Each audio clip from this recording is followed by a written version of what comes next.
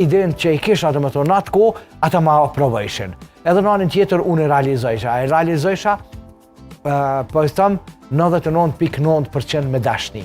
Me dashni, unë kam ndodhë për ma shambull që pa e realizu një skenografi deri në fund, unë komplet bashkë me mjeshtër, dhe më thonë mrenda për mjenda objektit, dhe më thonë ka ndodhë të oplovi parti mrenda vitit 3 që është gjiru nata qëndrore një stënishit, pastaj u duke me njerët nesëmit mu gjiru, po e ma shambull oplovi parti, pastaj vishin programe tjera të cilat u realizojshin, edhe unë e disha që mrenda 3 ditëve se 4 ditëve u përshëndeta me këtë komplet familjen që unë nuk dalë një stënishit dhe unë jam aty edhe me hongër, me pije, me flejtë, gjitha i kam aty, për shkak që u duke mundru skenografia. Po vetëm edhe kjo ka bo që publiku me prit prodhimin e lapit, si për vitin e ri, si për gjithçka tjetër. Nëse ti e dënë, nëse ti e ki dashtë, edhe sot dhe më tonë e vrejmë, dhe më tonë të gjitha ta faktikisht dhe më tonë të cilët janë pjesë mediumit, apo edhe qoftë që janë pjesë e botës televiziva, apo edhe rrjetëve sociale, vrejet